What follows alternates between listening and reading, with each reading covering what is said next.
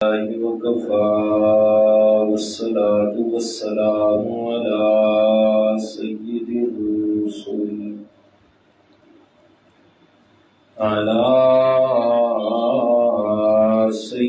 الرسل وخاتم الأنبياء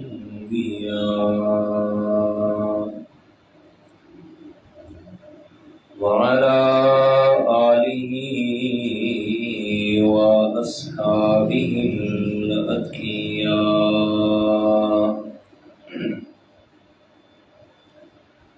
الذين هم خلاصة العرب العرباء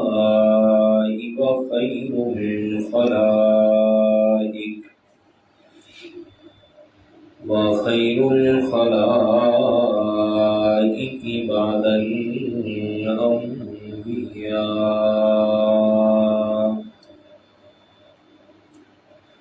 أما بعد فأعوذ بالله من الشيطان الرجيم. بسم الله الرحمن الرحيم.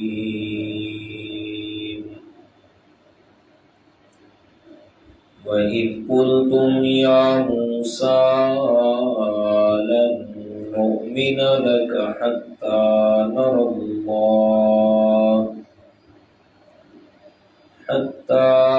الله جهرة فأخذتكم الصاعقة وأنتم تنظرون. ثم بعثناكم من بعد موتكم لعلكم تشكرون. وظللنا عليكم الغمام وأنزلنا عليكم المن والسلوى. كلوا من طيبات ما رزقناكم وما ظلمونا ولكن كانوا أنفسهم يظلمون. صدق الله العظيم.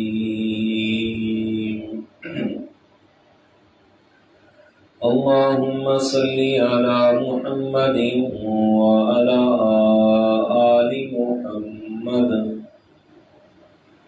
كما صليت على إبراهيم وعلى آل إبراهيم إنك حميد مجيد. اللهم بارك على محمد وعلى آل محمد كما باركت على إبراهيم وعلى آل إبراهيم إنك حميد مجيد. سبحانك لا علم لنا إلا ما علمتنا إنك أنت العليم الحكيم.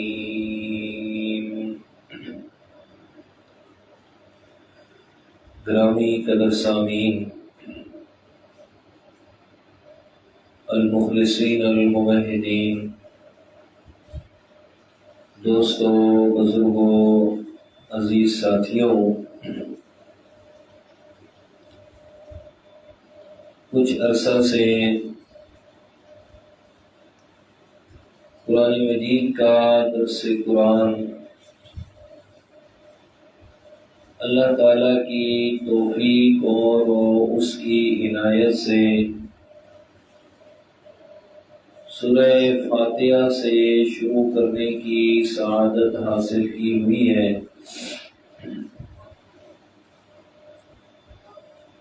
اور آج کا ہمارا درس سورہ بقرہ کی آیت نمبر 55 سے شروع ہوگا. 2 درس پہلے میں نے یہ بات عرض کی تھی کہ سورہ بقرہ کے 5ویں رکوع سے اللہ تعالیٰ نے قوم بنی اسرائیل کا اصلاحی پروگرام شروع فرمایا ہے، جو 15ویں رکوع تک جائے گا۔ ان 10 رکوعوں میں خالق کائنات نے قوم بنی اسرائیل پر کیے جانے والے انعامات کا تذکرہ فرمایا۔ انعامات کا تذکرہ کرنے کے بعد انہیں اس بات پر آمادہ کرنے کے لیے احکامات جاری فرمائے کہ میں اللہ تعالیٰ کے انعامات بھی دیکھیں اور اپنی نافرمانیاں بھی دیکھیں۔ انعامات کا تقاضا یہ تھا کہ اللہ تعالیٰ کی شکر گزاری کی جاتی، اور اللہ تعالیٰ کے انعامات کی سب سے بڑی شکر گزاری یہ ہے کہ تم سب میرے آخر الزمان پیغمبر جناب محمد الرسول اللہ صلی اللہ علیہ وسلم پر ایمان لے آؤ۔ تو قوم بنی اسرائیل پر ہونے والے انعامات کا تذکرہ چل رہا ہے۔ 5 انعامات کا تذکرہ ہو چکا، اور آج ہم نے جو شروع کرنا ہے وہ 7ویں انعام سے شروع کرنا ہے، چھٹے انعام سے، کہ اللہ تعالیٰ نے قوم بنی اسرائیل پر کتنے انعامات کیے، ان میں سے چھٹا نمبر کیا ہے۔ کیونکہ 5 انعامات کا تذکرہ میں تفصیلی طور پہ پچھلے دروس میں کر چکا ہوں۔ ہوا یہ کہ جس وقت قوم بنی اسرائیل کو اللہ تعالیٰ نے فرعون جیسے ظالم بادشاہ سے نجات عطا فرمائی اور بحر کلزم سے پار چلے گئے، اور قوم بنی اسرائیل کی نظروں کے سامنے اللہ تعالیٰ نے ان کے دشمن کو نیست و نابود فرما دیا، اب یہ قوم آگے جا رہے ہیں۔ سیدنا حضرت موسیٰ علیہ السلام کے سامنے انہوں نے اپنی خواہش کا اظہار کیا کہ ظاہر ہے اب دشمن تو ختم ہو گیا، ہم نے زندگی گزارنی ہے اور اس کے لیے اصول و قوانین چاہیے۔ آپ اللہ تعالیٰ کے پاس جائیں اور ہمارے لیے کوئی کتاب لے آئیں تاکہ ہم اسے پڑھیں اور اس پر عمل کریں اور ہماری زندگیاں آسان ہوں۔ چنانچہ سیدنا حضرت موسیٰ علیہ السلام کوہ طور پہ تشریف لے گئے۔ اللہ تعالیٰ نے تورات شریف حضرت موسیٰ علیہ السلام کو عطا فرمائی۔ تورات لے کے جب واپس قوم کے پاس آئے تو حالت دیکھی کہ قوم والے بجائے اللہ تعالیٰ کی عبادت کے ایک بچھڑا بنا ہوا ہے اور اس کی عبادت میں شروع ہے۔ سیدنا حضرت موسیٰ علیہ السلام جب یہ حالت دیکھی انتہائی پریشان ہوئے کہ ادھر سے تورات لینے کے لیے میں گیا اور آپ نے پیچھے سے یہ کام شروع کر دیا۔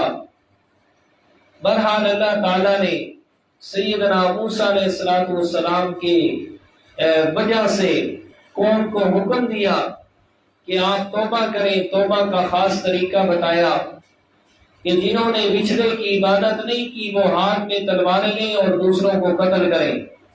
تمہاری توبہ کا طریقہ یہ ہے، یہ سارا تفصیل سے میں عرض کر چکا ہوں۔ بہرحال جو قوم بنی اسرائیل سے باقی بچ گئے تو انہیں کہا، موسیٰ علیہ السلام نے یہ تورات شریف ہے، اس پہ عمل کرو۔ انہیں کہا یہ تورات کہاں سے آ گئی بھائی؟ موسیٰ علیہ السلام نے فرمایا خود ہی تو کہا تھا کہ ہمارے لیے کتاب لے آئیں۔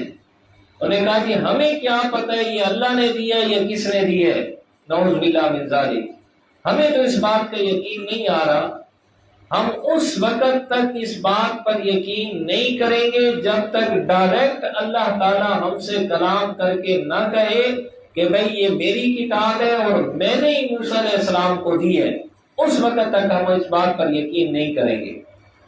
موسیٰ علیہ السلام نے اللہ تعالیٰ سے دعا فرمائی، مولا عجیب قوم ہے، عجیب عجیب سوال کرتے ہیں، کہتے ہیں ہمیں اللہ تعالیٰ سامنے نظر آئے اور خود اللہ تعالیٰ کہے۔ اللہ تعالیٰ نے فرمایا میرے پیارے موسیٰ آپ ان کو لے آئے کوہ طور پہ، میں آپ سے بات کروں گا، کلام کروں گا، سو یہ سنیں گے اور مان جائیں گے۔ موسیٰ علیہ السلام اپنی قوم کے 70 سرداروں کو ساتھ لے کے یہاں سے چل پڑے کوہ طور کی طرف۔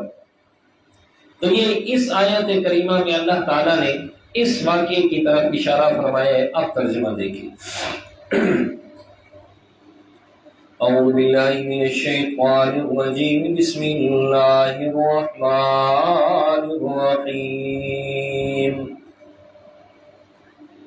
وَإِذْ قُلْتُمْ يَا مُوسَىٰ لَن نُّؤْمِنَ لَكَ حَتَّىٰ نَرَى اللَّهَ جَهْرَةً، اور جب تم نے کہا اے موسیٰ ہم ہرگز نہیں ایمان لائیں گے تیرے اوپر یہاں تک کہ ہم اللہ تعالیٰ کو دیکھ لیں اپنے سامنے، یہاں تک کہ ہم رب کائنات کو اپنی آنکھوں سے دیکھ لیں، اس وقت تک ہم ایمان قبول کرنے کے لیے تیار نہیں ہیں۔ سیدنا موسیٰ علیہ السلام 70 سرداروں کو ساتھ لے کے کوہ طور کی طرف چل پڑے۔ جیسے کوئی طور کی طرف چلنا شروع فرمایا، موسیٰ علیہ السلام نے دوڑنا شروع کر دیا۔ دوڑتے جا رہے ہیں، سارے 70 سردار پیچھے رہ گئے۔ موسیٰ علیہ السلام دوڑتے دوڑتے سب سے پہلے کوہ طور پہ پہنچ گئے۔ یہ واقعہ اللہ تعالیٰ نے سورۃ طٰہٰ کے اندر ارشاد فرمایا ہے کہ موسیٰ علیہ السلام جیسے کوہ طور پہ پہنچے ہیں، اللہ تعالیٰ نے سوال فرمایا وَمَا أَعْجَلَكَ عَنْ قَوْمِكَ يَا مُوسَىٰ۔ 16واں پارہ سورۃ طٰہٰ اور آیت کا نمبر 83 اور 84 ہے۔ اللہ تعالیٰ نے سوال فرمایا میرے موسیٰ اپنی قوم سے پہلے یہاں کیوں آگے آئے؟ قوم والے پیچھے رہ گئے، تم سب سے پہلے دوڑ کے میں اللہ تعالیٰ کے سامنے پہنچائے۔ موسیٰ علیہ السلام نے فرمایا قال هم أولئك على أثري، یا اللہ وہ میرے پیچھے پیچھے آ رہے ہیں، میرے نشانات پہ چلتے آ رہے ہیں، آ جائیں گے ابھی پیچھے۔ اور دوسرا سوال جو تھا کہ آپ جلدی کیوں آ گئے؟ حضرت موسیٰ علیہ السلام نے فرمایا وَعَجِلْتُ إِلَيْكَ رَبِّ لِتَرْضَىٰ، مولا اس لیے جلدی آ گیا ہوں تاکہ تم مجھ سے راضی ہو جائے۔ کون راضی ہو جائے جی؟ اللہ تعالیٰ راضی ہو جائے۔ یہ میں آپ کی طرف سارے سرداروں کو پیچھے چھوڑ کے آ گیا اس لیے تاکہ یا اللہ تو مجھ سے راضی ہو جائے۔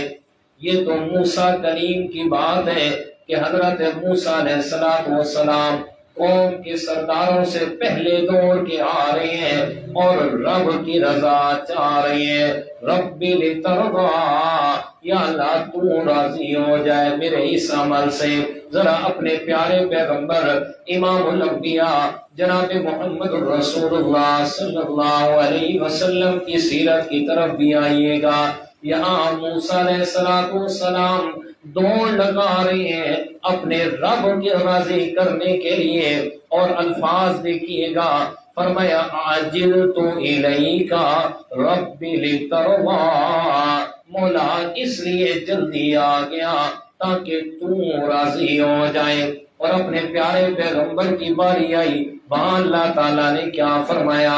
فرمایا وَلَا سَوْفَ يُعْطِيكَ رَبُّكَ فَتَرْضَىٰ، میرے پیارے محبوب پیغمبر اور میرے لاڈلے محبوب پیغمبر، میں اللہ تعالیٰ نے آپ کو اتنا عطا کرنا ہے، اتنا عطا کرنا ہے، لِتَرْضَى، اتنا دوں گا تاکہ تو راضی ہو جائے۔ یہ فرق سمجھ آیا؟ یہ موسیٰ علیہ السلام ادھر اپنے محبوب پیغمبر موسیٰ علیہ السلام رب سے کہتے ہیں لِتَرْضَى، اور ادھر اللہ تعالیٰ اپنے محبوب سے کہہ رہے ہیں لِتَرْضَى، تمہیں اتنا عطا کروں گا کہ میں اللہ سے راضی ہو جائے۔ اللہ اکبر۔ ایک تیسرا ذرا تھوڑا سا اپنے ایمان کو تازہ کیجیے گا، اور روشنی ڈالنے لگا ہوں ایک بات پہ۔ یہاں اپنے پیغمبر کے لیے فرمایا لِتَرْضَى، یہی الفاظ اللہ تعالیٰ نے حضرت ابو بکر صدیق کے لیے بھی استعمال فرمائے۔ اور میرے پیارے پیغمبر، میں اللہ تعالیٰ نے آپ کو بھی بے شمار عطا فرمانا ہے، آپ کو بھی بے مثال عنایتیں کرنی ہے، اس وقت تک دیتے رہنا ہے جب تک تو نہ کہے گا کہ یا اللہ بس کر میں راضی ہو گیا۔ یہی فرمایا اپنے پیارے ابو بکر کے لیے بھی، فرمایا وَيَتَجَنَّبُهَا الْأَتْقَى الَّذِي يُؤْتِي مَالَهُ يَتَزَكَّى وَمَا لِأَحَدٍ عِندَهُ مِن نِّعْمَةٍ تُجْزَى إِلَّا ابْتِغَاءَ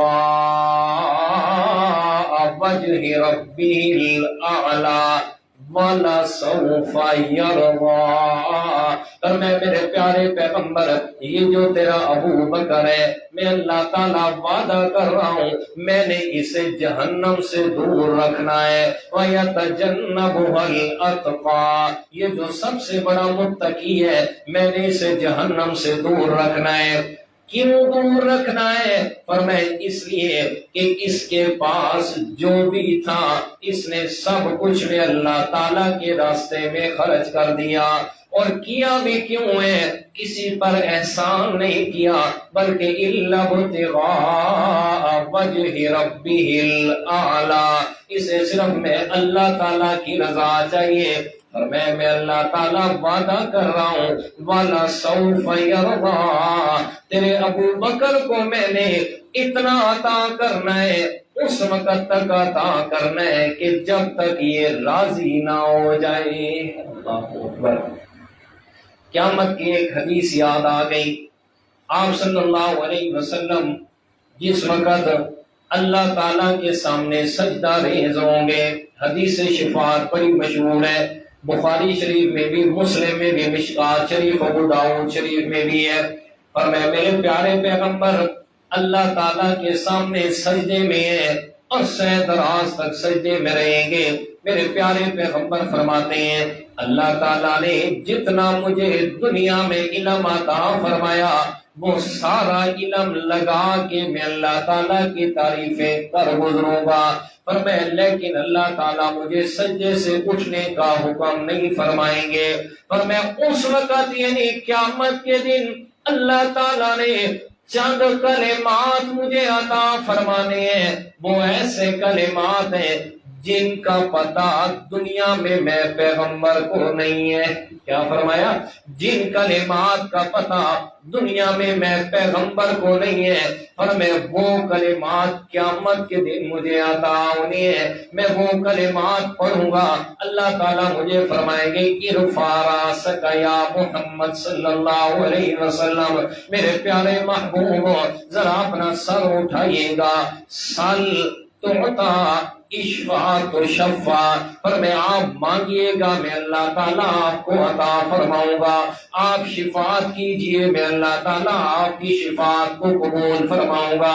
اللہ تعالیٰ کے پیارے پیغمبر فرمائیں گے یا اللہ یہ ساری کی ساری دنیا گرمی میں تڑپ رہی ہے، ذرا آئیے گا اور کرسی عدالت پہ بیٹھیے گا، لوگوں کا حساب کتاب شروع کیجئے گا۔ پر میں میرے پیارے پیغمبر کی درخواست پہ اللہ تعالیٰ کرسی عدالت پہ آ جائیں گے، جیسے ہی آئیں گے ساری کی ساری دنیا پوچھے گی یار بتاؤ نا اللہ تعالیٰ کیسے کرسی عدالت پہ آئے ہیں، کس کے کہنے پہ آئے ہیں؟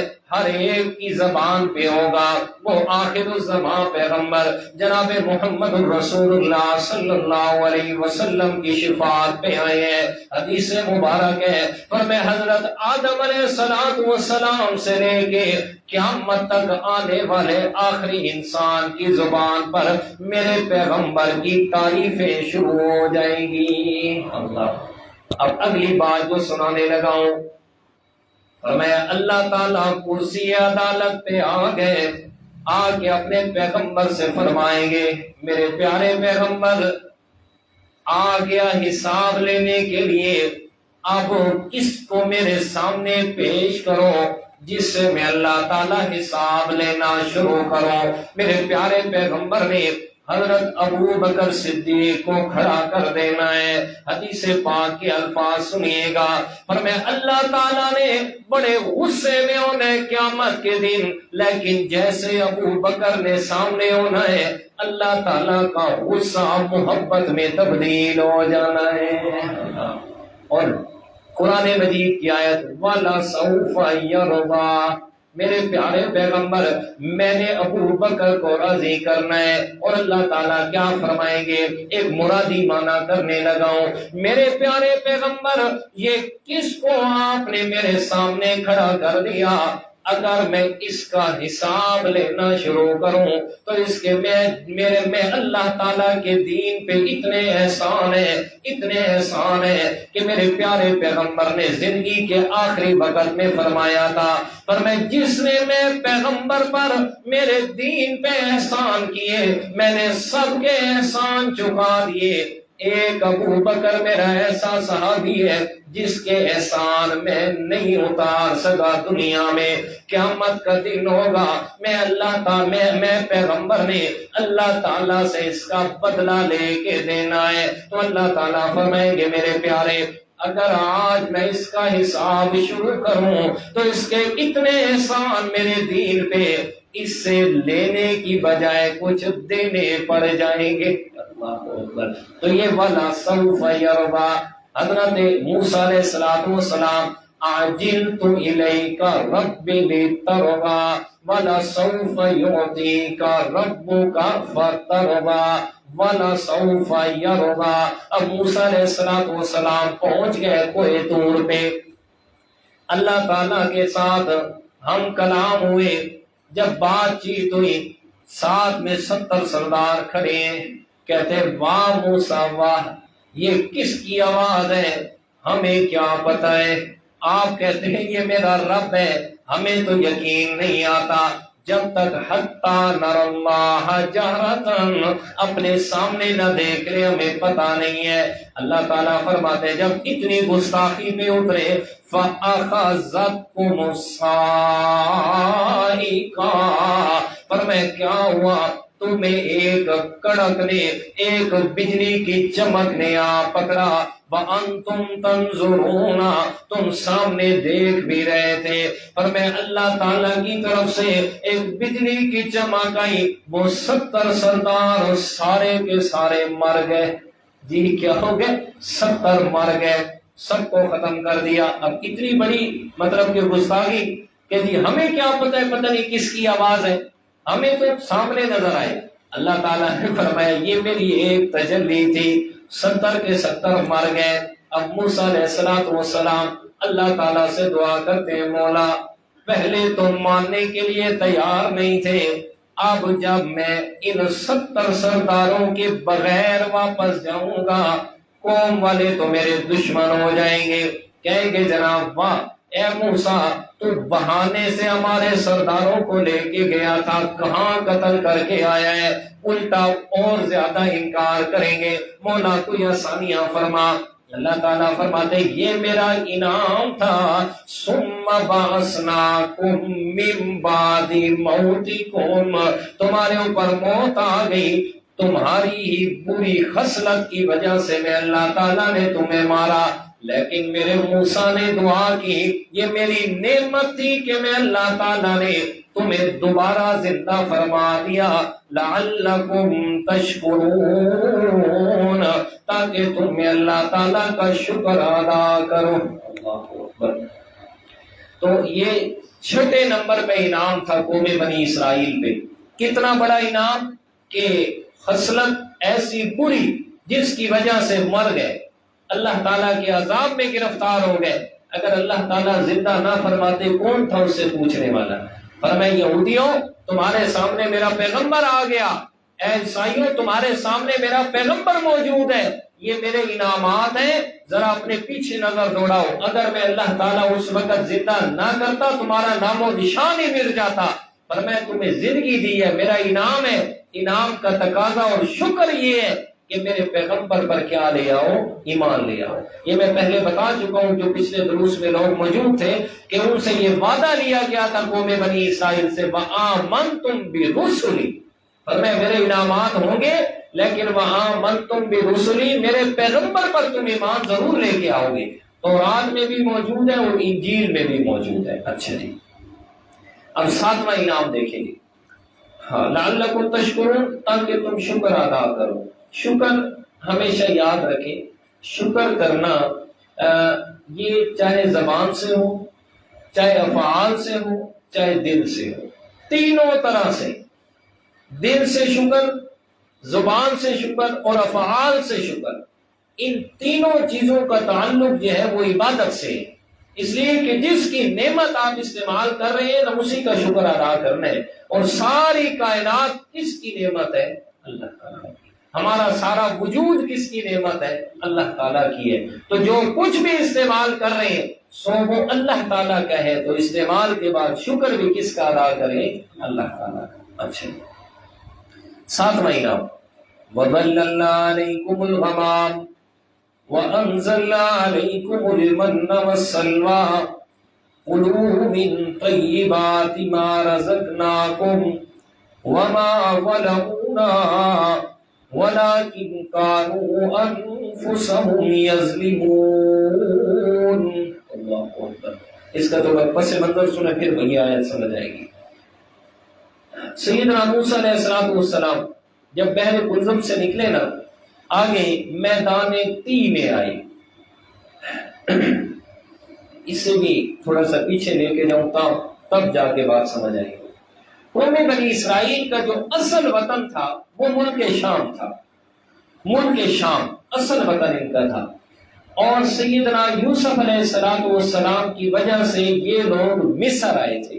حضرت یوسف علیہ السلام کی وجہ سے, کہ یوسف علیہ السلام کو اللہ نے مصر کا بادشاہ بنایا, اور جب مصر کے بادشاہ بنے تو پھر ان کے والد, ان کے بھائی وہ مصر پہنچے ان کے پاس وہاں, اور پھر باقی زندگی وہاں گزاری. اور حضرت یعقوب علیہ السلام کی اولاد سے ہی قوم بنی اسرائیل آگے چلی ہے. اور بنی اسرائیل, یہ بھی میں ساری تفصیل بتا چکا ہوں, یا بنی اسرائیل کے لفظ میں کہ بنی اسرائیل انہیں کیوں کہا جاتا ہے. تو قوم بنی اسرائیل چونکہ شروع وہاں سے ہوئی تو اصل وطن ان کا تھا شام, اور یوسف علیہ السلام کی وجہ سے یہ پہنچے تھے مصر. جب مصر سے نکلے یہ فرعون کی وجہ سے یہاں سے نکلے اور بحر قلزم کو کراس کر کے آگے اللہ تعالیٰ نے پیچھے فرعون کو غرق کر دیا.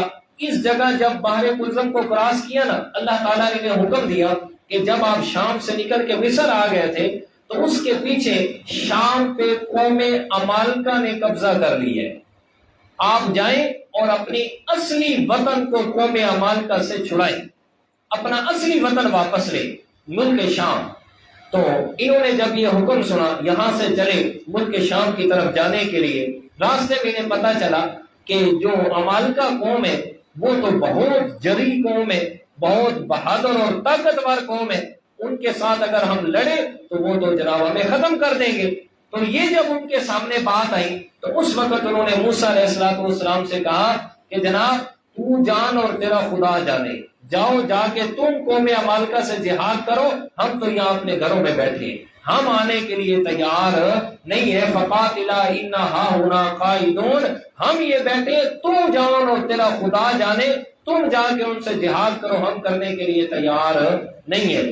تو اس وقت یہ تھے اس میدان میں, میدان تی میں جب یہ الفاظ انہوں نے کہے نا, ان الفاظ کے کہنے کے بعد اب ان پر اللہ تعالیٰ کی طرف سے امتحان آیا. اب جو امتحان آیا اور آزمائش آئی اور ایک عذاب کی شکل آئی کہ تقریباً 70 سال تک یہ میدان تی میں بھٹکتے رہے۔ میدان تی، اب جو میدان تی ہے یہ کوئی اتنا بڑا میدان نہیں تھا کہ جو کوئی یہاں سے لے کر کراچی تک میدان ہو کے 70 سال جائیں اور آئے نہ، ٹوٹل 10 میل کا یہ میدان تھا، 10 میل چورس مربع میں یہ جگہ تھی، اور صبح سے لے کر شام تک یہ سفر کرتے کرتے کرتے ہم شام جا رہے ہیں، اور شام کو جب یہ رکتے اور صبح جب اٹھتے نا دوبارہ، تو دوبارہ پھر اسی جگہ جہاں سے سفر شروع کیا تھا۔ یہ اللہ تعالیٰ کا عذاب تھا ان پہ، عرصے دراز تک یہ میدان تی میں رہے، اور جب یہ ان کا امتحان ختم ہوا نا تو پھر انہوں نے حضرت موسیٰ علیہ السلام یہ میدان تی میں ہی فوت ہو گئے تھے۔ ادھر میدان تی میں جب یہ تھے ادھر ہی فوت ہو گئے تھے، اور پیچھے ان کے بعد پھر حضرت موسیٰ علیہ السلام کے بھائی تھے حضرت ہارون علیہ السلام، اور ان کے بعد ان کے جو خلیفہ تھے حضرت یوشع بن نون علیہ السلام، وہ پیغمبر بنے تھے، وہ تھے قوم بنی اسرائیل کے اندر۔ پھر انہوں نے حضرت ہارون علیہ السلام، اور اس وقت جب موسیٰ علیہ السلام زندہ تھے، اس وقت ان سے درخواست کی کہ جناب یہاں میدان تی میں ہم پھر رہے ہیں، ہمارے پاس کچھ بھی نہیں ہے، نہ کھانے کا، نہ پینے کا، نہ رہائش، نہ مکان، نہ کپڑا، کچھ بھی نہیں ہے، آپ مہربانی کریں اللہ سے دعا کریں ہمیں کچھ نہ کچھ عطا فرمائے، آئندہ نافرمانی نہیں کریں گے۔ تو یہ ان سارے واقعات کا ذکر اس آیت کریمہ میں۔ اب آیت کو پڑھیں گے تو بات سمجھ آئے گی۔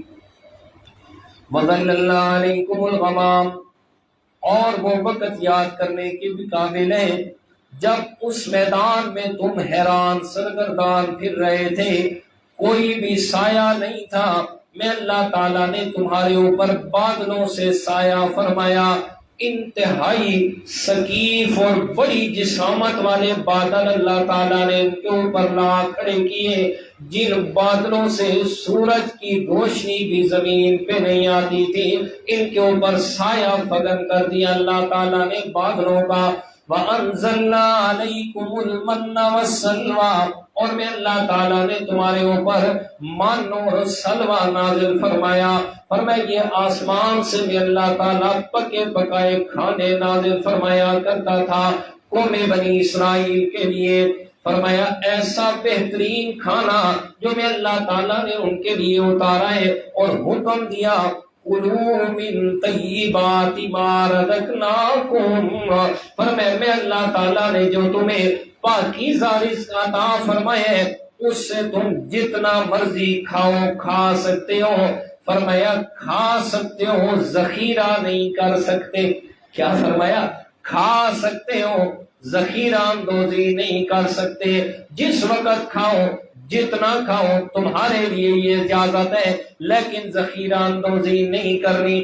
علامہ قرطبی رحمۃ اللہ تعالی تفسیر قرطبی کے اندر جو بات لکھی ہے نا، آج کل تقریباً مطالعے میں چل رہی ہے، نئی نئی باتیں سامنے آتی ہیں۔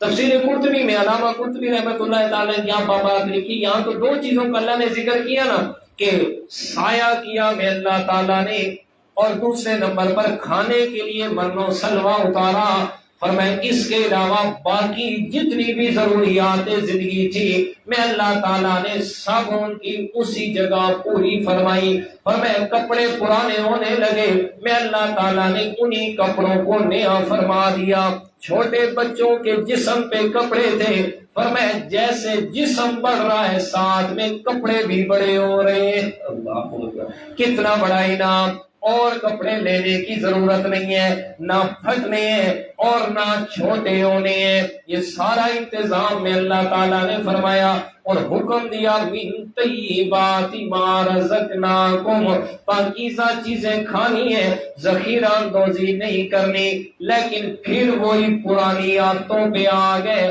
ذخیرہ اندوزی شروع کر دی، جو چیز آتی سامنے لا کے جناب اپنے پاس ذخیرہ کرنا شروع کر دیا۔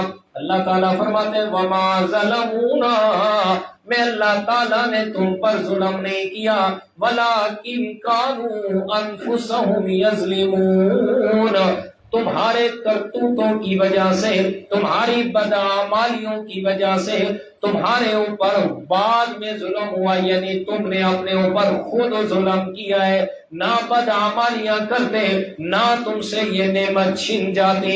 فرمایا جیسے ذخیرہ اندوزی کی ہے اس کے بعد وہ من و سلوانہ ختم ہو گیا، کیا ختم ہو گیا، نافرمانی کیوں کی ہے، فرمایا وہ ختم کر دیا میں اللہ تعالیٰ نے۔ اب اس نافرمانی کی وجہ سے میں اللہ تعالیٰ نے ان پر جو عذاب نازل کیے وہ سنیے گا۔ وَإِذْ قُلْنَا ادْخُلُوا هَٰذِهِ الْقَرْيَةَ فَكُلُوا مِنْهَا حَيْثُ شِئْتُمْ رَغَدًا وَادْخُلُوا الْبَابَ سُجَّدًا وَقُولُوا حِطَّةٌ نَغْفِرْ لَكُمْ خَطَايَاكُمْ وَسَنَزِيدُ الْمُحْسِنِينَ۔ فرمایا میں اللہ تعالیٰ نے میدان تیر سے تمہیں نکالا اور آگے حکم دیا، یہ سامنے بستی نظر آ رہی ہے تمہیں ملک شام کے قریب، یعنی بیت المقدس والی بستی، فلسطین کا علاقہ، پر میں اس شہر میں تم نے داخل ہونا ہے، یہاں جا کے زندگی گزارنی ہے۔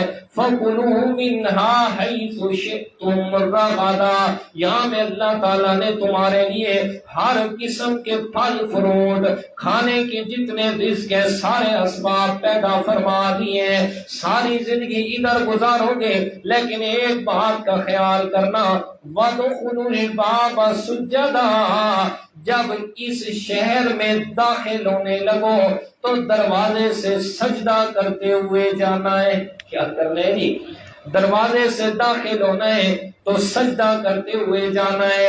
وَقُولُوا حِطَّةٌ، اور دوسرے نمبر پہ یہ لفظ کہنا ہے حِطَّةٌ، حِطَّةٌ، اس کا معنی ہے یا اللہ ہمارے گناہوں کو معاف فرما، ہماری لفظوں کو معاف فرما۔ اور میں جب تم دو کام کرو گے، نغفر لکم خطایاکم، میں اللہ تعالیٰ تمہارے گناہوں کو معاف فرما دوں گا، وَسَنَزِيدُ الْمُحْسِنِينَ، اور جو اخلاص سے نیکی کرنے والے ہوں گے، جو احسان کرنے والے، میں اللہ کی رضا کے لیے سب نیکیاں کرنے والے ہوں گے، میرا وعدہ رہا وَسَنَزِيدُ، انہیں اور زیادہ عطا فرماؤں گا۔ اللہ اکبر۔ اچھا یہاں فرمایا نا کہ وَادْخُلُوا الْبَابَ سُجَّدًا، تم نے اس دروازے سے یعنی اس شہر میں داخل ہونا ہے سجدہ کرتے ہوئے، اور وَقُولُوا حِطَّةٌ، یہ لفظ کہنا ہے حِطَّةٌ، حِطَّةٌ، یا اللہ ہمارے گناہوں کو معاف فرما، یا اللہ ہمارے گناہوں کو معاف فرما۔ جب یہ الفاظ کہو گے نا، میں اللہ تعالیٰ تمہیں پچھلی ساری لفظوں کو معاف فرما دوں گا، وَسَنَزِيدُ الْمُحْسِنِينَ، یہ فرما کے نا سَنَزِيدُ الْمُحْسِنِينَ، فرمایا نیکی کرنے والوں کو بھی تسلی دے دی اللہ تعالیٰ نے۔ فرمایا کہ جتنی زیادہ اخلاص سے کرو گے نا تو پھر میں اللہ تعالیٰ بھی اتنا زیادہ تمہیں اجر عطا فرماؤں گا، جتنا اخلاص زیادہ اتنا اجر زیادہ۔ فرمایا یہ جو قرآن مجید میں بیان کیا، ایک کے بدلے میں 7، ایک کے بدلے میں 70، ایک کے بدلے 10 گنا زیادہ، 700 گنا زیادہ، فرمایا یہ تو صرف تمہاری تسلی کے لیے۔ کیوں؟ انسان کو لالچ ہوتا ہے نا، ہم لالچی ہیں نا جی، کاروبار بھی کرتے ہیں تو لالچ ہوتا ہے جی زیادہ سے زیادہ نفع ہے، وہ کام کرنا ہے جس میں زیادہ نفع ہونا چاہیے۔ نیکی بھی کرتے ہیں تو لالچ تو ہوتا ہے نا کہ جناب رب کی رضا بھی ملے گی، ساتھ میں اجر و ثواب بھی ملے گا۔ اللہ تعالیٰ نے فرمایا تمہیں میں نے یہ تیرے لالچ کو دیکھ کے نا تسلی دی ہے، 700 گنا تک دوں گا، لیکن یہ 700 تک بند نہیں ہے، سنزید، اور زیادہ عطا کروں گا، اور زیادہ عطا کروں گا، لیکن شرط کیا ہے؟ المحسنین، دل میں کس کی رضا ہونی چاہیے؟ رب کی رضا۔ اچھا اب قوم بنی اسرائیل نے کیا کیا؟ اللہ تعالیٰ نے حکم دیا نا سجدہ کرنا ہے اور ساتھ میں حِطَّةٌ کا لفظ کہنا ہے، انہوں نے کیا کیا؟ اور میں فَبَدَّلَ الَّذِينَ ظَلَمُوا قَوْلًا، بڑے ظالم لوگ تھے جنہوں نے اللہ تعالیٰ کی بات کو تبدیل کر دیا۔ فَبَدَّلَ الَّذِينَ ظَلَمُوا، ان لوگوں نے جنہوں نے ظلم کیا تبدیل کر دیا، قولاً اس بات کو جو میں نے حکم دیا تھا، غیر الذی قیل لہم، اس سے جو انہیں کہا گیا تھا اس کو تبدیل کر دیا۔ کیسے؟ انہیں حکم دیا گیا تھا سجدہ کرتے ہوئے داخل ہونا ہے، اور انہوں نے کیا کیا؟ جیسے ہم بیٹھے ہیں نا، ہم بیٹھے ہیں ایسے، اس کو کہتے ہیں سرین. سرین کے بل گھسٹتے ہوئے داخل ہوئے. کیا جی، سرین کے بل گھسٹتے ہوئے، یہ بچہ گھیسی کرے تھے. سرین کے بل گھسٹتے ہوئے جناب شہر بیت المقدس میں داخل ہوئے. وَقُولُوا حِطَّةٌ، کہنا تھا حِطَّةٌ، مولا فرما حِطَّةٌ کی بجائے حِنْطَةٌ کہتے ہوئے. حِطَّةٌ گندم کو کہتے ہیں، گندم گیہوں. یا اللہ ہمیں گندم عطا کر، ہمیں گندم چاہیے کھانے کے لیے. حِنْطَةٌ کہتے ہوئے آئے. اللہ تعالیٰ فرماتے ہیں پھر ہم نے کیا کیا، یہ ان کی بدماشیاں تھی. فرمایا ہمیں اللہ نے حکم دیا سجدے کا، وہ سرین کے بل پھسلنے لگے. فرمایا اور شہر میں داخل ہوئے حِنْطَةٌ کہتے ہوئے. پھر میں اللہ تعالیٰ نے فَأَنزَلْنَا عَلَى الَّذِينَ ظَلَمُوا الرِّجْزَا، میں اللہ تعالیٰ نے آسمان سے ان ظالموں کے اوپر عذاب نازل فرما دیا. اور عذاب بھی کیسا آیا قوم بنی اسرائیل پر، میں اللہ تعالیٰ نے طاعون کی وبا پھیلا دی.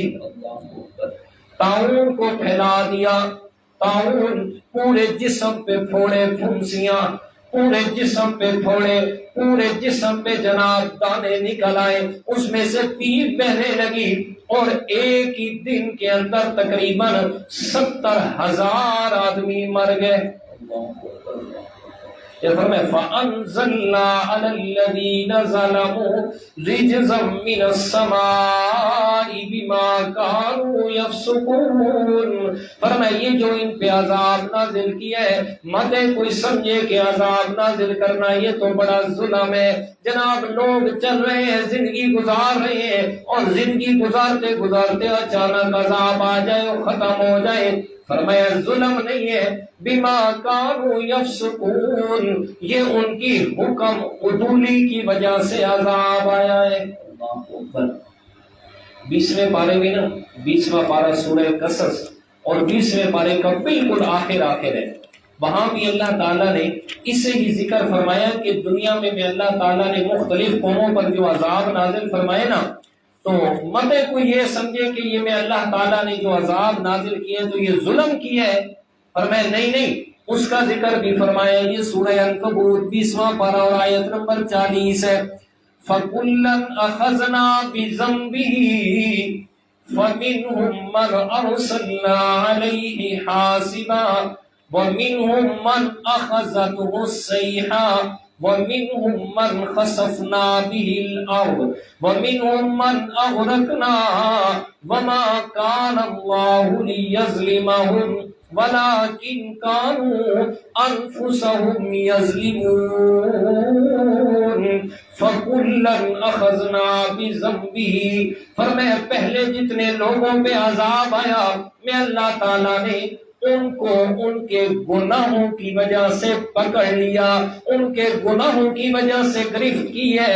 فَمِنْهُمْ مَنْ أَرْسَلْنَا عَلَيْهِ حَاصِبًا، کسی پر میں اللہ تعالیٰ نے آسمان سے پتھر برسا دیے، جیسے کہ قوم لوط پہ اللہ تعالیٰ کا عذاب آیا، ان پہ پتھروں کی بارش ہوئی.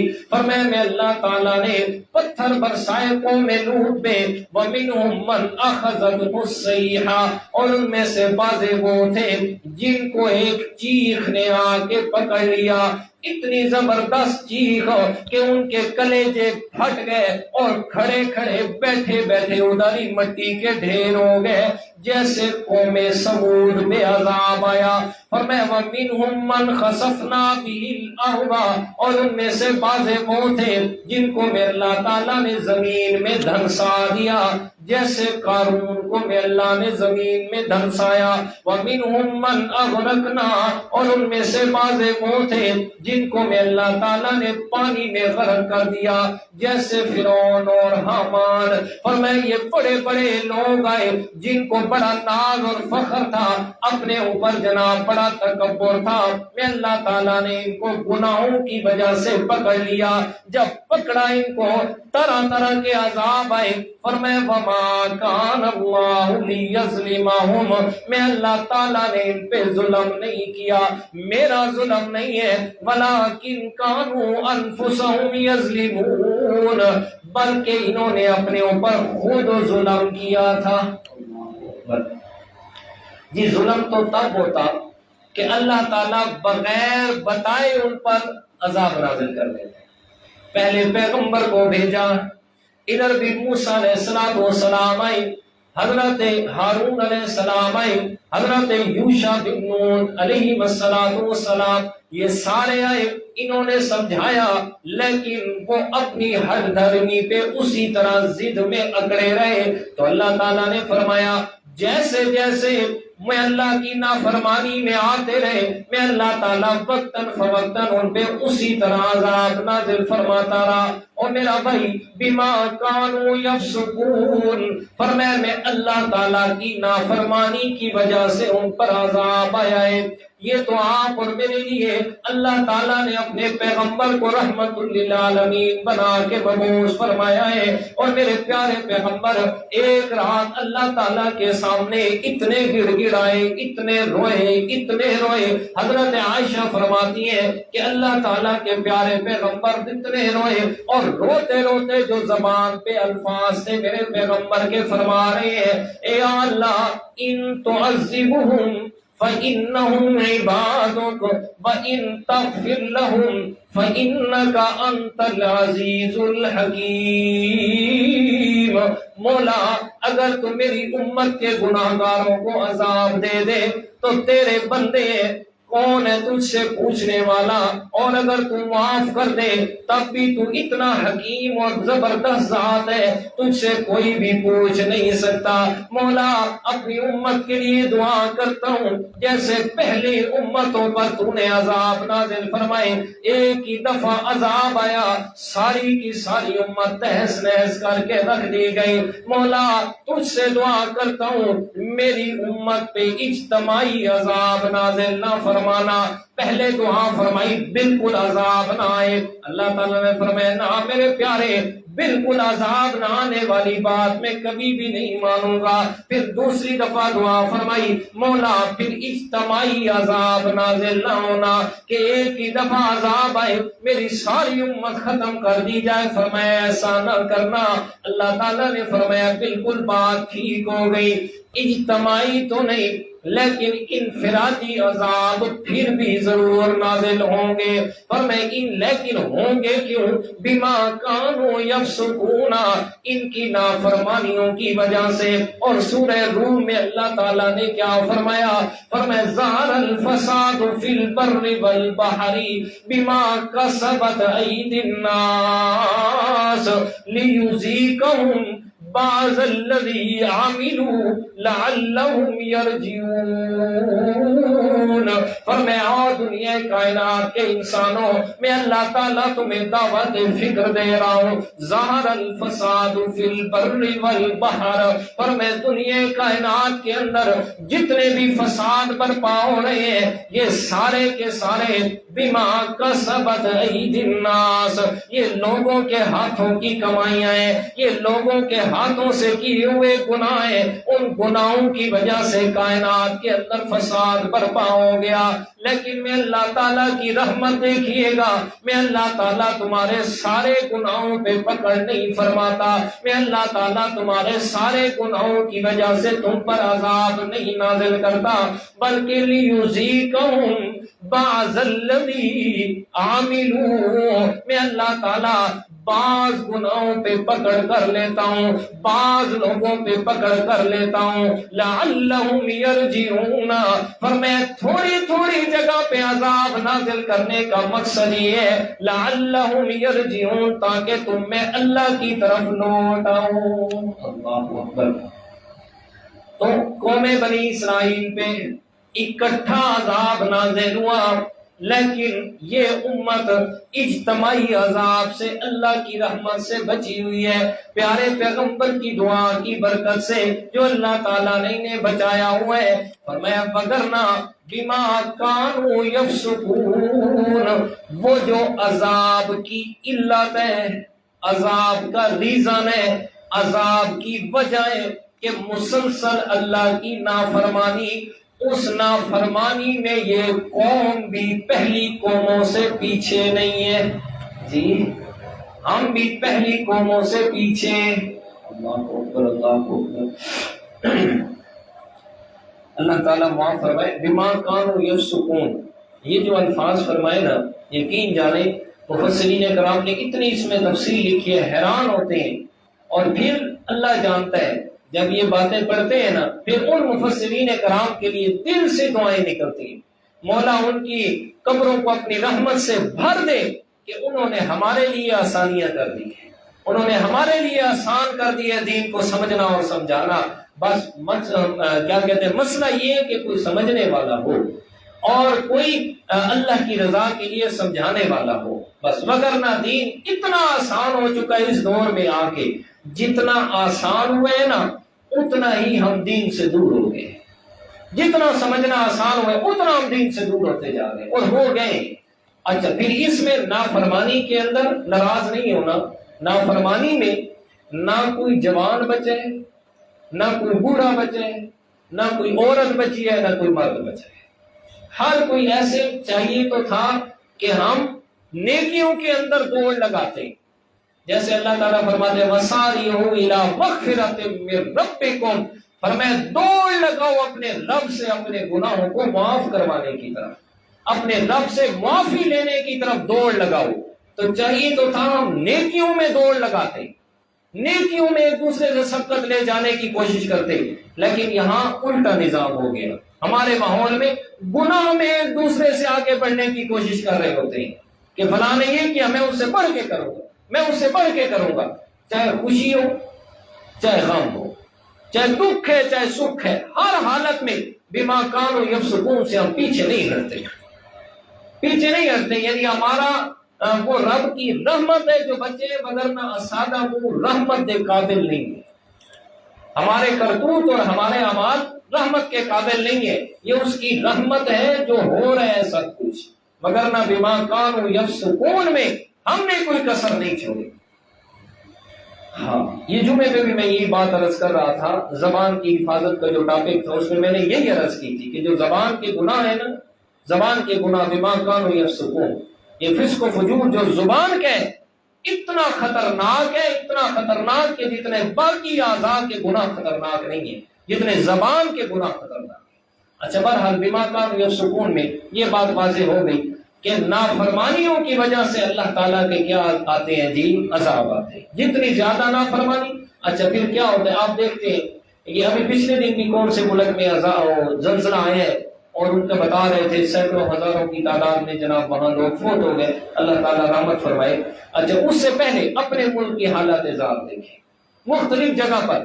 اچھا دیکھیں یہ بھی یاد رکھیں، یہ جو بات کر رہا ہوں نا، یہ سورہ بقرہ جب ہم نے شروع کی تھی تو اس کے دوسرے رکوع پہ میں نے یہ بات کہی تھی، یہ بھی کس تفسیر میں تھا، غالباً تفسیر عثمانی میں، تفسیر عثمانی میں بھی یہ بات ہے، تفسیر معارف القرآن میں بھی یہ بات ہے، مولانا مفتی محمد شفیع صاحب رحمۃ اللہ تعالیٰ نے لکھی ہے، اور انہوں نے بات نقل کی ہے مولانا اشرف علی تھانوی رحمۃ اللہ تعالیٰ علیہ کی۔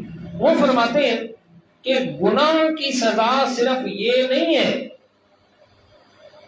گناہ کی سزا صرف یہ نہیں ہے کہ اللہ تعالیٰ آسمان سے بجلی بھیج دے جی اور اسے ختم کر دے جی، یا کسی کو کسی اور مصیبت میں مبتلا کر دے، پر میں نہیں، بلکہ گناہ کی سزا یہ بھی ہے اور بڑی سزا ہے کہ ایک گناہ کے بعد انسان دوسرے گناہ کی طرف راغب ہو جائے۔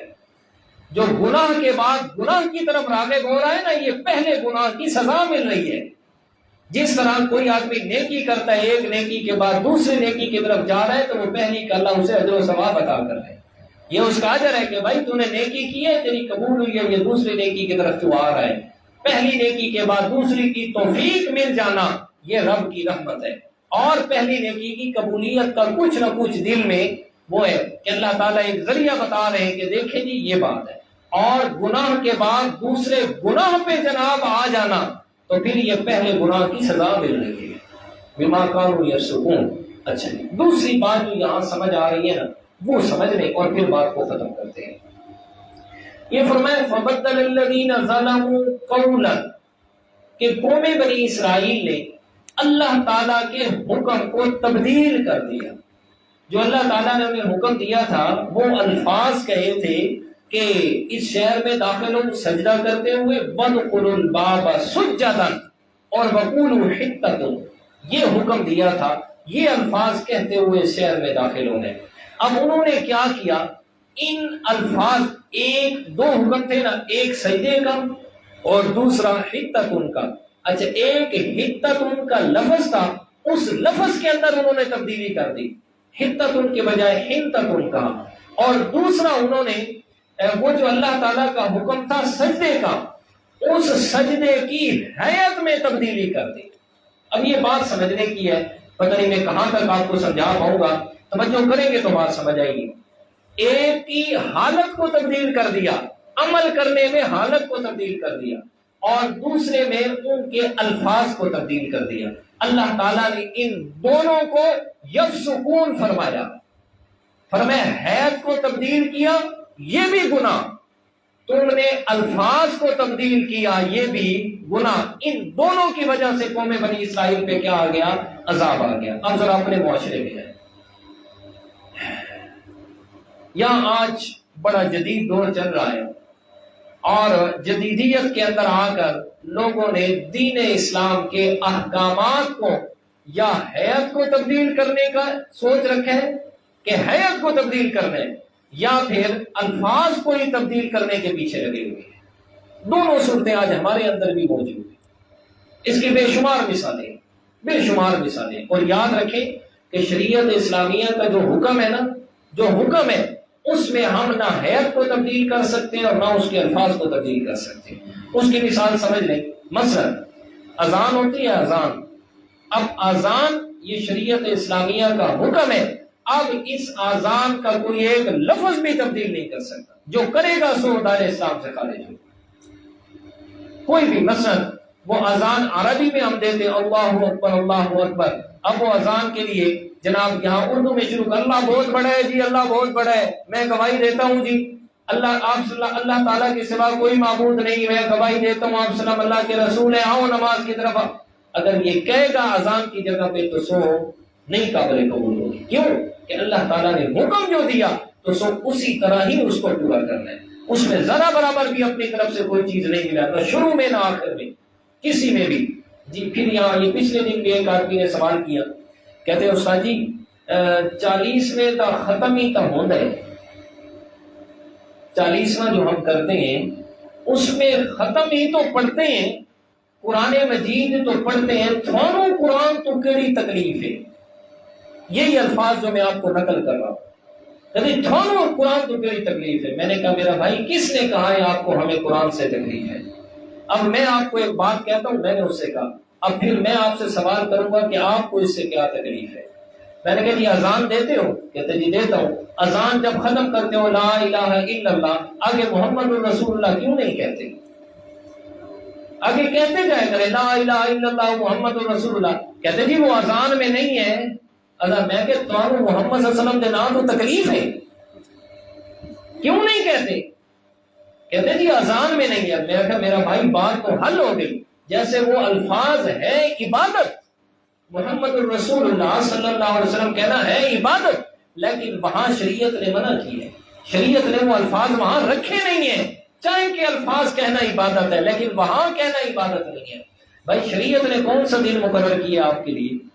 کس جگہ پہ میرے پیارے پیغمبر کی زندگی میں دیکھیں، آپ علیہ الصلوۃ والسلام کی زوجہ محترمہ حضرت خدیجہ الکبریٰ رضی اللہ تعالی عنہ خاتون اول، اور میں جس کی میرے پیارے پیغمبر کو مرتے دم تک جس کی جدائی کا دکھ ختم نہ ہوا، اور میرے پیارے پیغمبر کو سب سے زیادہ محبت حضرت خدیجہ سے تھی، اور میں مرتے دم تک جس سے محبت رہی ہے میرے پیارے پیغمبر کو، کتنی دفعہ سنا چکا ہوں حدیث مبارک، حضرت عائشہ فرماتی ہیں کہ مجھے سب سے زیادہ جس عورت پہ رشک آیا کرتا تھا وہ حضرت خدیجہ رضی اللہ تعالیٰ عنہ تھی، کہ آپ نے الصلوۃ والسلام زندگی کے آخر تک گھر میں کوئی بھی اچھی چیز بنتی نا، سب سے پہلے فرماتے کہ اس میں سے تھوڑی سی یہ چیز ڈال کے نا خدیجہ کی سہیلیوں کو بھیج دو۔ آپ صلی اللہ علیہ وسلم کی زندگی میں فوت ہوئی ہیں، آپ صلی اللہ علیہ وسلم نے کوئی 40واں کیا، کوئی 10واں کیا، کوئی 3واں، کوئی 7واں، کوئی 11واں، کوئی 12واں، کوئی برسی۔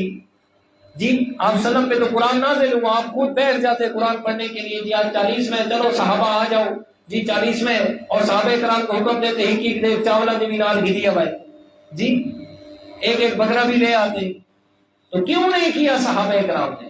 اچھا چلے ساری باتیں چھوڑے، آپ علیہ الصلوۃ والسلام دنیا سے گئے کہ نہیں، فوت ہوئی، تو صحابہ کرام سے بڑھ کے کوئی عاشق رسول ہو سکتا ہے؟ نہیں، تو پھر صحابہ کرام نے آپ صلی اللہ علیہ وسلم کا 40واں کیوں نہیں کیا؟ سوال تو ہے نا، جی کیوں نہیں کیا؟ آپ صلی اللہ علیہ وسلم کے چچا حضرت امیر حمزہ شہید ہوئے، جن کو آپ علیہ الصلوۃ والسلام شہید ہوئے، ان کی شہادت پہ آپ نے فرمایا جس وقت تک میں 70 کافروں کو نہیں ماروں گا نا اپنے ایک چچا کے بدلے، میں اس وقت تک آرام سے نہیں بیٹھوں گا۔ اللہ تعالیٰ نے قرآن کا مقام نازل کیا سورۃ آل عمران کا، فرمایا میرے پیغمبر لیس لک من الامر شیء، اور میں کیسی باتیں کرتے ہیں، آپ کے قبضے میں نے کوئی اختیار دے دیے کہ آپ ایک کے بدلے 70 کریں؟ جی ایک کے بدلے تو ایک ہوتا ہے، آپ نے کیوں ایسے کہا ہے؟ میرے پیغمبر اپنی قسم کا کفارہ دے، یہ نہیں کہنا اگر میں اللہ تعالیٰ انہیں معاف کر دوں تو مجھ سے کون ہے پوچھنے والا۔ اور پھر ویسے ہی ہوا، جس نے حضرت امیر حمزہ کو شہید کیا تھا کیا نام تھا اس کا؟ وحشی بن حرب۔ جی آپ صلی اللہ علیہ وسلم کو پیغام بھیجا، فرمایا رسول اللہ مسلمان ہونا چاہتا ہوں۔ آپ صلی اللہ علیہ وسلم نے فرمایا آپ کا اسلام مجھے بہت عزیز ہے، آ جا۔ پھر یقین جانے اس کے اسلام پہ اللہ تعالیٰ نے اس کے نخرے اٹھائے ہیں، وحشی بن حرب کے نخرے اٹھائے ہیں، 4 آیات اس کے لیے نازل ہوئی ہیں، سورۃ فرقان کی آیات، وعباد الرحمن، جو رحمان کی صفات، رحمان کے بندوں کی صفات ہے، اس میں وہاں اللہ تعالیٰ نے فرمایا جو لوگ زنا نہیں کرتے، فرمایا الذین، جو لوگ زنا کرتے ہیں میں اللہ کے ساتھ اوروں کو شریک کرتے ہیں، فرمایا ان کو میں جہنم کی وادی میں ڈالوں گا اور انہیں دگنا عذاب دوں گا۔ اس نے کہا واشی نے، کہتے میں مسلمان تو ہو جاؤں، یہ آیت میرے سامنے آڑ ہے۔ کیوں آڑ ہے بھائی؟ اس لیے کہ میں نے شرک بھی کیا، میں نے زنا بھی کیا، میں نے قتل بھی کیا، تو اللہ کہتے ہیں میں جہنم میں اسے ڈالوں گا، دگنا عذاب دوں گا، میں نہیں ہوتا مسلمان۔ اللہ تعالیٰ نے دوسری آیت نازل فرما دی، فرمایا ان اللہ لا یغفر ان یشرک بہ ویغفر ما دون ذلک لمن یشاء، میرے پیغمبر اسے کہیں شرک کے علاوہ گناہ معاف ہو جائیں گے اگر میں چاہوں گا۔ کہتے ہیں حالانکہ مسلمان نہ تھی نا، کیوں؟ کہتے ہیں اس میں اللہ کی چاہت ساتھ ہے، اور مجھے کیا پتہ ہے اللہ تعالیٰ چاہ رہا ہے معاف کرنا کہ نہیں، لہذا نہیں ہوتا مسلمان۔ اللہ تعالیٰ نے تیسری آیت نازل فرمائی قل یا عبادی الذین اسرفوا علی انفسہم لا تقنطوا من رحمت اللہ ان اللہ یغفر الذنوب جميعا انہ هو الغفور الرحیم، میرے پیغمبر اسے کہے میں اللہ کہہ رہا ہوں میں اللہ کی رحمت سے نہیں مایوس ہونا، تیرے سارے گناہ معاف، کہ ہن مزہ آیا نا اب مسلمان ہوتے جی وحشی بن حرب مسلمان ہو رہے ہیں۔ میرے پیغمبر نے فرمایا یار تو مسلمان تو ہو گیا، میرے سامنے نہ آیا کر، جب تو سامنے آتے مجھے چچا یاد آ جی، لیکن اس کا اسلام تو اللہ نے قبول کر لیا نا۔ حضرت امیر حمزہ شہید ہوئے، میرے پیغمبر نے تو کوئی تیجاتے چالیاتے کچھ نہیں کیا، برسی نہیں کی، تو پھر یہ کہاں سے نکل آئے بھائی؟ تو حیات بھی تبدیل نہیں کرنی، الفاظ بھی تبدیل نہیں کرنے، اور شریعت اسلامیہ کا کوئی حکم اس کو جدید ذرائع پہ لا کر اس حکم کو ہم ختم نہیں کر سکتے۔ جیسے آج کل مختلف فتنے چلے ہوئے، ان میں سے مختلف قسم کے لوگ، یہ پچھلے دن بھی میرے ساتھ کچھ لوگوں کے اسی بات پہ ہوا کہ جی جو عورت کی عدت ہوتی ہے، عورت کی عدت وہ شریعت نے لازم اس لیے کیا ہے کہ پتہ چل جائے کہ اس کو حمل ہے یا نہیں ہے۔ یاد رکھو کہ جس کا خاوند فوت ہو جائے 4 مہینے 10 دن اس کی عدت ہوتی ہے، اگر خاوند نے اسے طلاق دے دی ہے تو کتنے مہینے عدت؟ 3 مہینے عدت ہوتی ہے۔ لیکن ان دونوں صورتوں میں اگر یہ بات واضح ہو جائے کہ عورت کو حمل ہے، بات واضح ہو جائے کہ عورت کو حمل ہے، تو پھر اس کی عدت بچے کی پیدائش تک ہوگی، چاہے بچہ دوسرے دن پیدا ہو جائے اور چاہے 8 مہینے بعد پیدا ہو، جب تک بچہ پیدا نہیں ہوگا اس کی عدت ہوگی۔ اور یہ بھی یاد رکھیں کہ کہا جاتا ہے نا جی کہ جی عورت حاملہ تھی اس واسطے طلاق نہیں ہوئی. طلاق چاہے کوئی حاملہ عورت ہے کوئی بھی ہے طلاق اس کو ہو جاتی ہے، لیکن اس کی جو عدت ہوتی ہے نا وہ بچے کی پیدائش تک ہوتی ہے، جب بچہ پیدا ہوگا سو اس وقت. تو یہاں کہ شریعت نے یہ اس لیے لازم کیا ہے، علت بتاتے ہیں وجہ. علت کیا بتاتے ہیں جی کہ شریعت نے اس لیے لازم کیا ہے کہ عدت میں یہ بات واضح ہو جائے کہ حمل نہیں ہے. حمل نہیں ہے تو 3 مہینے کے بعد عورت دوسری جگہ نکاح کر سکتی ہے. اگر حمل ہے تو بچے کی پیدائش تک. یہ حکم ایک تو اس لیے دیا نا، اور دوسری بڑی وجہ تاکہ مسلمانوں کی نسل اور نسب وہ پاک رہے. سارے ہکے پیوں دے پتر ہوں گے، ہکے پیوں دی اولاد ہوں گے، زیادہ نہ ہو، اور اس لیے حکم دیا.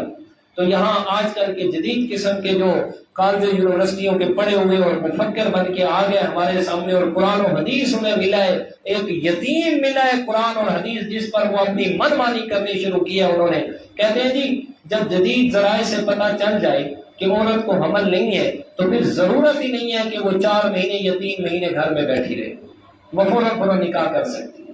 ٹھیک ہے بھائی، جتنے مرضی جدید ذرائع ہو جائے یاد رکھو اول تو یہ ہے کہ اسلام کے حکم کی حید کو جو تبدیل نہیں کر سکتا، جیسے میں بتا چکا ہوں. اور دوسری بات یہ ہے کہ کتنی دفعہ ایسے ہوتا ہے کہ عورت کو حمل ہوتا ہے اور ان کی بڑی بڑی مشینیں بتاتی ہیں کہ نہیں ہے. اور یہ بات میرے اپنی ذات کے ساتھ گزر چکی ہے. راولپنڈی سی ایم ایچ اور ایم ایچ بڑی مشہور جو ہے وہ ہاسپٹلز ہیں پاکستان کی پہلے نمبر پہ. وہاں سے میرے گھر والوں کو ٹریٹمنٹ چل رہا تھا. ڈاکٹر ابیرا چودھری برگیڈیئر ڈاکٹر تھی بہت بڑی، تو اس کے پاس چل رہا تھا. تو اللہ تعالیٰ نے امید لگائی اور پھر ادھر ہی ہم چیک اپ کے لیے گئے. جناب ایک جگہ دوسری جگہ 4-5 جگہ پہ چیک اپ ہوا، اس نے لکھا کہ نہیں ہے، مشینوں نے بتایا نہیں ہے. لیکن جب اس کی بات پر میں یقین کر کے واپس آ گئے بغیر احتیاط کے، جب ہے نہیں تو احتیاط کس بات کی. نتیجہ یہ نکلا 1 مہینے کے بعد بچہ ضائع ہو گیا. میرے اپنے ساتھ بھی تھا. تو یہ کیا ہو سکتی ہے جناب؟ غلط ہو سکتی ہے، لیکن رب کا حکم اپنی جگہ پہ اٹل ہے. تو یاد رکھیں میرے پیارے، نہ تو شریعت اسلامیہ کے احکامات میں الفاظ کی تبدیلی اور نہ ان پر عمل کرنے میں حیت میں تبدیلی ہو سکتی ہے. اللہ تعالیٰ کی توفیق عطا فرمائے.